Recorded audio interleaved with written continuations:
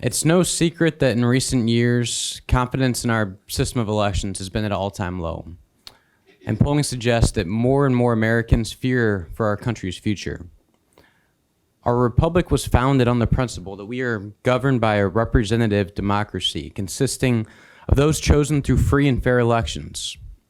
In order to secure the future of our republic, it is essential that we restore confidence in our system of elections. My bill consists of provisions aimed at restoring that trust.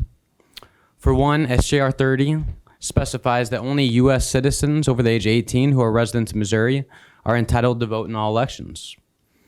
Most importantly, it preserves the one-person, one-vote system that has served as the cornerstone of our system of governance. At a time when it has never been more important for citizens to know that their votes really do matter, radical ranked choice voting initiatives further erode trust in disenfranchised voters. Under ranked choice voting, the ultimate winner of the election is often not even the candidate that was the first choice of most voters. This is due to a byproduct commonly referred to as ballot exhaustion. In traditional elections, every submitted ballot that follows the instructions is counted towards the final result. But this isn't the case with ranked choice voting. In these elections, exhausted ballots do not count towards the final tally. While many ranked choice voting ballots are thrown out due to voter error and following convoluted instructions, even ballots that follow instructions to the T can be thrown out because the voter ranked candidates that are no longer in contention.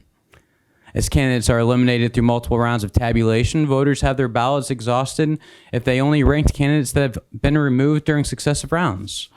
So in other words, for a voter's voice to fully count in every round of ranked choice voting election, they must vote for all candidates on the ballot, even those they may not support. Sound confusing? Just imagine how the average voter feels.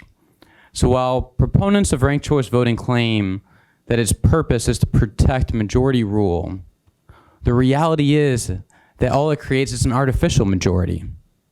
Fortunately, you don't just have to take my word for it. There are plenty of real-world examples in states that have already enacted ranked choice voting, and the destructive effect that it's had on their elections is undeniable. For instance, a study in Maine looked at 98 recent ranked choice voting elections. 60% of election victors were not actually the candidate that obtained the majority of total votes cast.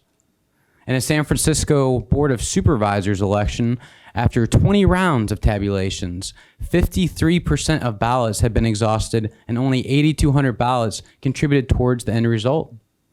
In other words, more ballots were actually thrown out than were counted towards the final vote totals. With ranked choice voting, every vote does not count, which means every voice does not count. With multiple runoffs and choice rankings, the ranked choice voting process also leads to slower election results and increased irregularities. This erodes confidence in the election process even further. The needlessly complicated process and disenfranchisement of voters even discourages some from exercising their right to vote altogether. In fact, numerous studies have shown a strong correlation between decline in voter turnout following the adoption of ranked choice voting policies.